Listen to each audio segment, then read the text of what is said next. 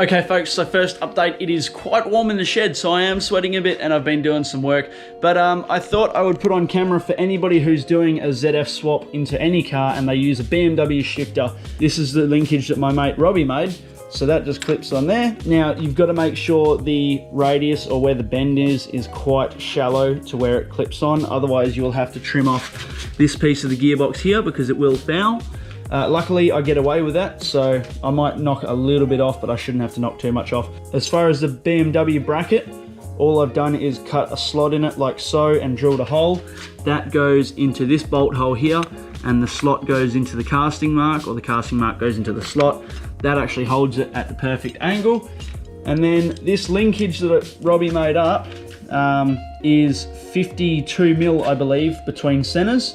So 52 millimeters is the magic number for the BMW shifter linkage, or if you're making a custom linkage, yeah, you want 52 mil for a ZF6 if you're using a BMW E46 shifter. So yeah, that should save you guys a bit of headache if you are doing a ZF swap. And yeah, I've just got these bits off, I've cleaned them up, and I've got this piece off that was holding up the insulation along the firewall. I've got that off, that sits just above the trans. So I'm just going to give them a quick lick of paint and then they can go back on really. Yeah, I just took them off so I can clean them up and paint them, and that way they won't go rusty and shitty on the car. So yeah, I'm going to get to painting those. I'll probably just paint them black because why not? They're under the car, and yeah, that'll be that. Then we can move on to doing some more stuff in the engine bay, I think. Or actually, we'll get to the shifter as far as putting some seam sealer on and some more undercoating. So we're gonna get to that, and yeah, I'll update you when we're done. Okay, so we finished painting all these bits up now, so I thought I would just demonstrate how all this goes together. So this is the little bush that I had 3D printed up by a friend of mine. All right, so we've got the piece here and the bush. The other bits we've got are the hex with the sleeve, and it's got the spring washer on there as well, and the other bits here. So this piece goes in the back. So what we did,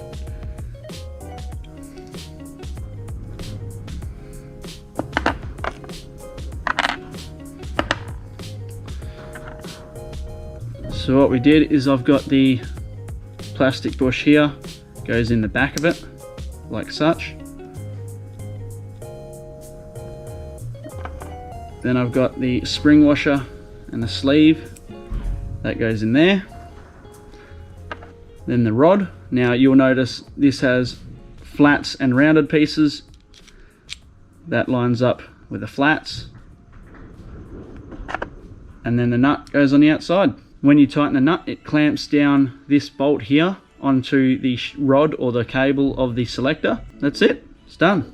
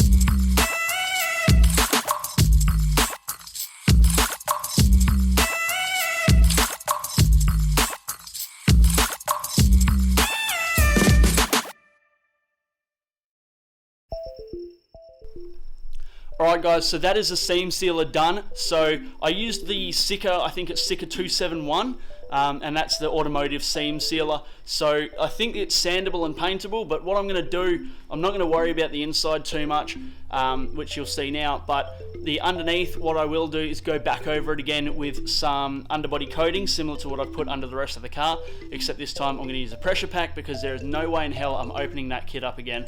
That is dead to me. So yeah, what I'm going to do is get under there and spray it, probably when that's all dry, so probably in the next day or so. Back to work tomorrow, so yeah, we'll probably leave this episode here. If not, I'll just chuck the underbody coating in, but we'll see how we go. Anyways, yeah, let's see where we get to next. Alright guys, we're back again under the car in the shed here. So as you've seen, we've taken the shifter back out. We've put some seam sealer all around these holes and the plate. So now it all looks half decent. Now what we're going to do is I'm just going to, where I've massaged the not the firewall, but the body here in the trans tunnel, it's still got a bit of a kink in it.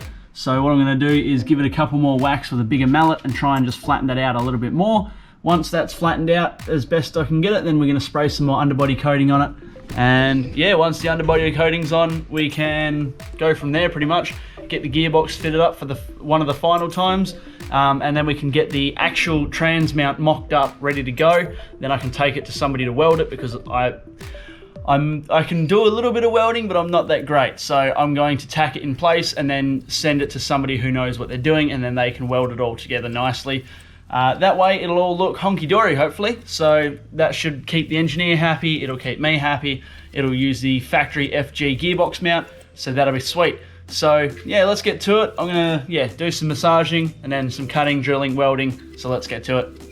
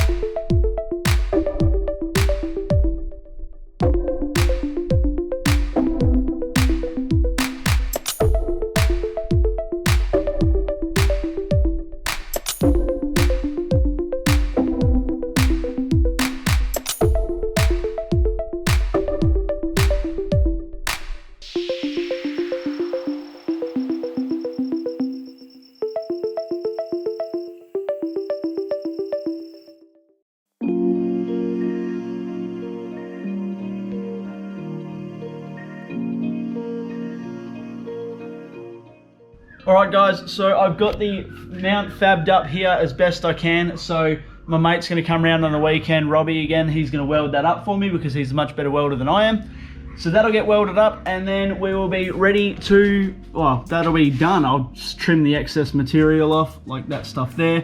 It'll all be welded up and then we'll paint it up and have it all done. I did drill a hole in the wrong spot there, but we'll fill that up with a welder and it'll look brand spanker.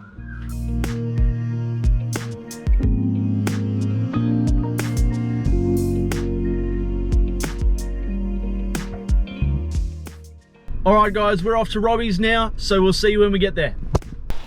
Alright guys, now we're at Robbie's. Robbie, say hi. Yo. RK Developments. So he's going to weld up the trans mount because I can't weld for crap. So Robbie's going to sort that out. My camera's just about dead, it's on R for red, for empty. And yeah, we're going to do some milling. We're going to sort the holes out because I can't grind or weld or drill in the right spot to save my life. And then we're going to do a quick bit of welding. So we'll toss up between this camera and the GoPro and see how we go.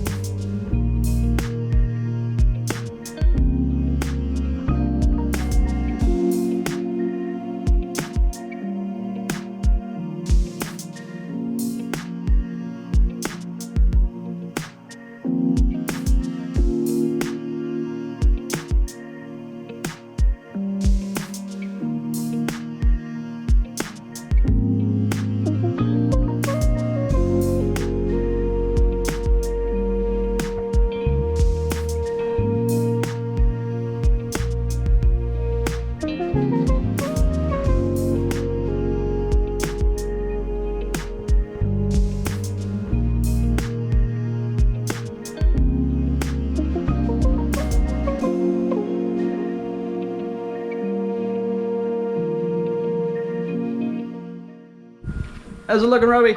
Oh yeah. Look at those welds, boy. Some nice beads on there. Ooh. Slotted holes. Man, this thing's gonna fit better than anything that I would have made.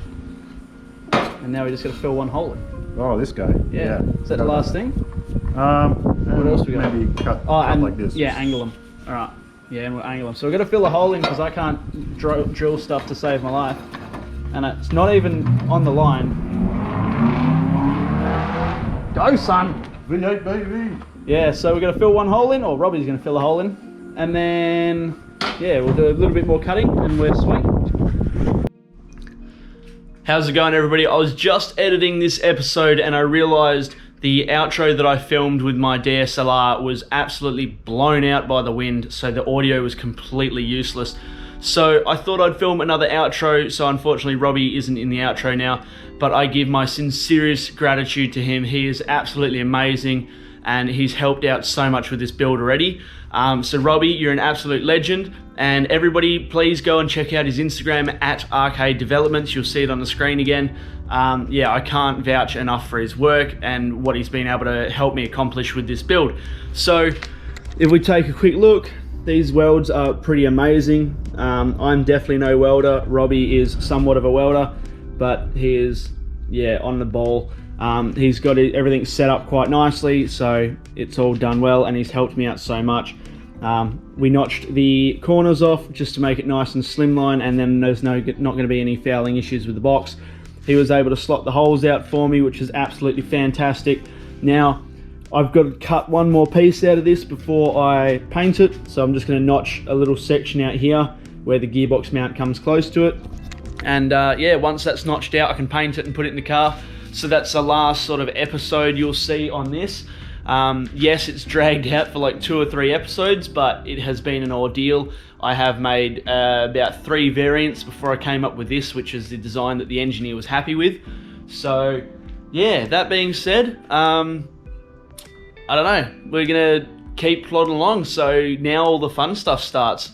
I've got one more project to do before I jump back onto the Falcon now, which I will be doing this weekend. And then as soon as I finish that project, which I'm hoping will take less than a day, we can put the barra in the EL. So I can't wait for that. I am super pumped. I'm tossing up whether I'm going to chuck all the accessories on the barra before I lift it in, or try and put them in the car, but we'll figure that out when it comes to it. I'll probably try and do it in the car just because I want to see that thing in the engine bay already. But yeah, and then we can fit the gearbox in that for the last time. So yeah, I'm super pumped. I appreciate everybody's patience on this journey and the episodes that have been a bit all over the place. But yeah, I'm trying to make the best of it. I've got a ton of footage that I'm still editing. I haven't had much time, being through the holidays and all that sort of stuff. So yeah, thank you very much for watching. Please drop down in the comments what you reckon of Robbie's handiwork. I reckon it's bloody amazing. Better than anything I could ever do. And if you're pumped to see the engine go into the EL, drop it in the comments, hit the like button. Please don't forget to subscribe and share a video with your mates on your Facebook, whatever, in some groups maybe. Anything to help me get to my target, because I want to get to 10K this year. I think it's achievable, and that's what I'm going to aim for. Thank you very much for watching, people. Love you all. Thanks for the support, and we'll see you all in the next episode. Peace out.